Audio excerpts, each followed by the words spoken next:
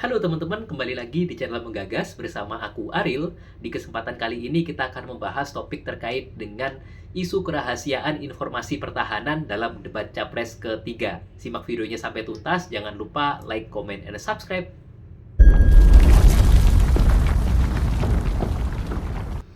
Salah satu momen yang menyita perhatian dalam debat ketiga Capres 2024 adalah momen saat Capres Ganjar Pranowo memberikan pertanyaan kepada Capres Prabowo Subianto mengenai capaian minimum essential force atau MEF yang hanya sebesar 65,49% dari target 79%. Ganjar menanyakan mengapa hal tersebut bisa terjadi, sekaligus menanyakan apa solusinya yang bisa dilakukan untuk mengatasi hal tersebut.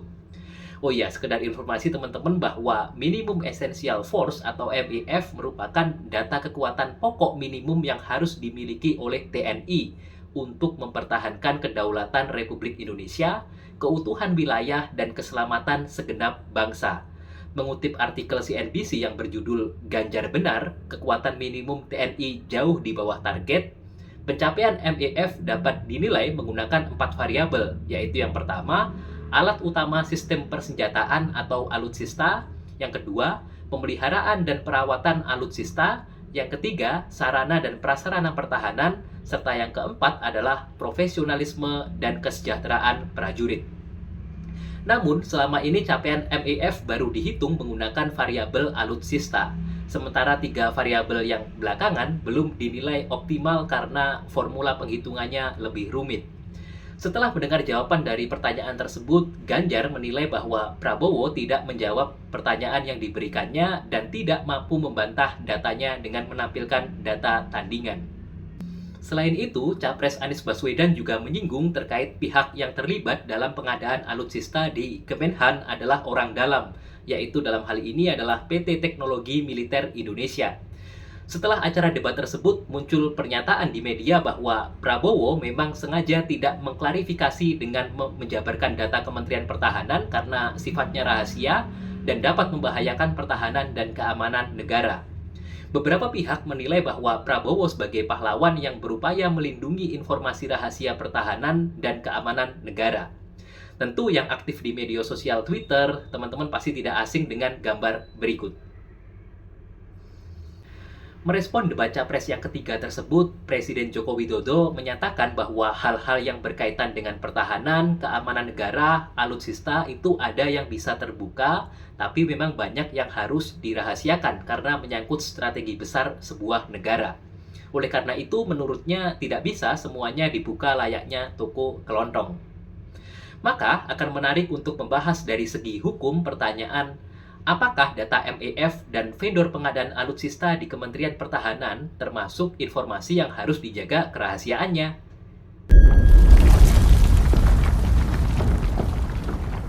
Ketentuan pasal 1 angka 1 Undang-Undang Nomor 14 Tahun 2008 tentang keterbukaan informasi publik mendefinisikan informasi adalah keterangan, pernyataan, gagasan, dan tanda-tanda yang mengandung nilai, makna, dan pesan, baik data, fakta, maupun penjelasannya yang dapat dilihat, didengar, dibaca, yang disajikan dalam berbagai kemasan dan format sesuai dengan perkembangan teknologi informasi dan komunikasi secara elektronik maupun non-elektronik.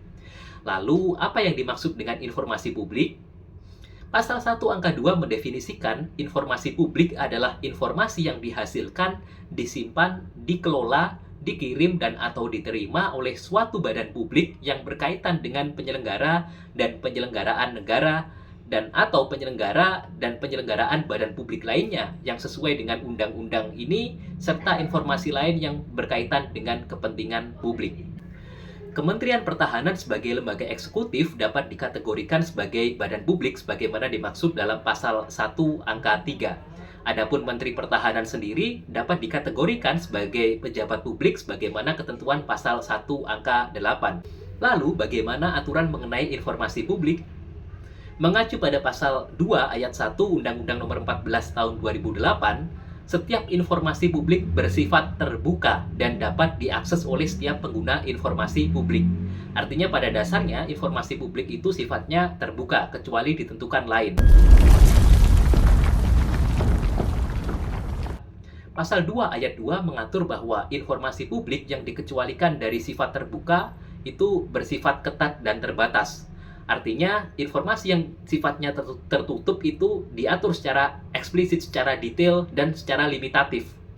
Lebih lanjut, ayat 4 pasal yang sama mengatur bahwa informasi publik yang dikecualikan bersifat rahasia sesuai dengan undang-undang, kepatutan, dan kepentingan umum didasarkan pada pengujian tentang konsekuensi yang timbul apabila suatu informasi diberikan kepada masyarakat, serta dipertimbangkan dengan seksama bahwa menutup informasi publik dapat melindungi kepentingan yang lebih besar daripada membukanya atau sebaliknya.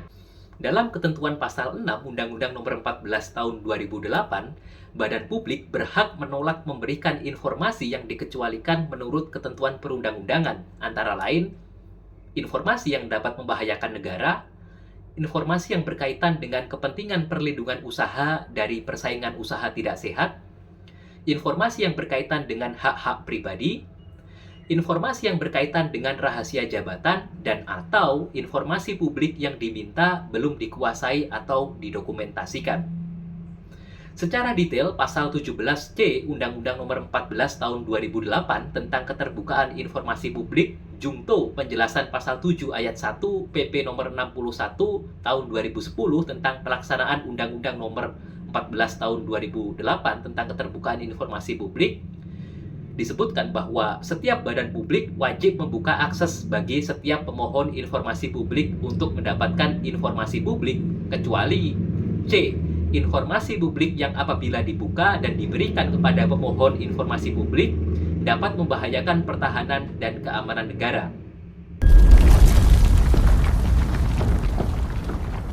Informasi publik yang apabila dibuka dan diberikan kepada pemohon informasi publik dapat membahayakan pertahanan dan keamanan negara, yaitu yang pertama, informasi tentang strategi, intelijen, operasi, taktik, dan teknik yang berkaitan dengan penyelenggaraan sistem pertahanan dan keamanan negara, meliputi tahap perencanaan, pelaksanaan, dan pengakhiran atau evaluasi dalam kaitan dengan ancaman dari dalam dan luar negeri. Kemudian yang kedua adalah dokumen yang memuat tentang strategi, intelijen, operasi, teknik, dan taktik yang berkaitan dengan penyelenggaraan sistem pertahanan dan keamanan negara yang meliputi tahapan perencanaan, pelaksanaan, dan pengakhiran atau evaluasi. Kemudian yang ketiga adalah jumlah, komposisi, disposisi, atau dislokasi kekuatan dan kemampuan dalam penyelenggaraan sistem pertahanan dan keamanan negara serta rencana pengembangannya. Kemudian yang keempat adalah gambar dan data tentang situasi dan keadaan pangkalan dan atau instalasi militer. Kemudian yang kelima adalah data perkiraan kemampuan militer dan pertahanan negara lain, terbatas pada segala tindakan dan atau indikasi negara tersebut yang dapat membahayakan kedaulatan negara Kesatuan Republik Indonesia dan atau data terkait kerjasama militer dengan negara lain yang disepakati dalam perjanjian tersebut sebagai rahasia atau sangat rahasia. Yang keenam adalah sistem persandian negara. Dalam penjelasannya, yang dimaksud dengan sistem persandian negara adalah segala sesuatu yang berkaitan dengan pengamanan informasi rahasia negara yang meliputi data dan informasi tentang material sandi dan jaring yang digunakan, metode dan teknik aplikasi persandian, aktivitas penggunaannya, serta kegiatan pencarian dan pengupasan informasi bersandi pihak lain yang meliputi data dan informasi material sandi yang digunakan, aktivitas pencarian dan analisis sumber informasi bersandi, serta hasil analisis dan personil sandi yang melaksanakan. Yang ketujuh atau yang terakhir adalah sistem intelijen negara, yaitu suatu sistem yang mengatur aktivitas badan intelijen yang disesuaikan dengan strata masing-masing agar lebih terarah dan terkoordinasi secara efektif, efisien, sinergis, dan profesional dalam mengantisipasi berbagai bentuk dan sifat potensi ancaman ataupun peluang yang ada sehingga hasil analisisnya secara akurat, cepat, objektif, dan relevan yang dapat mendukung dan menyukseskan kebijakan dan strategi nasional. Berdasarkan pemaparan yang telah saya jelaskan, dapat diambil kesimpulan bahwa data MEF dan data mengenai vendor alutsista tidak termasuk sebagai informasi yang dikecualikan dari keterbukaan informasi publik. Artinya, hal tersebut termasuk sebagai informasi publik yang tidak perlu dirahasiakan dan sah-sah saja untuk mengungkapkan atau mengklarifikasinya di muka publik. Teman-teman, demikian tadi pembahasan video kali ini. Jangan lupa like, comment, and subscribe untuk mendapatkan konten-konten edukatif terkait dengan bidang hukum. Dengan menggagas kita semakin cerdas. See you!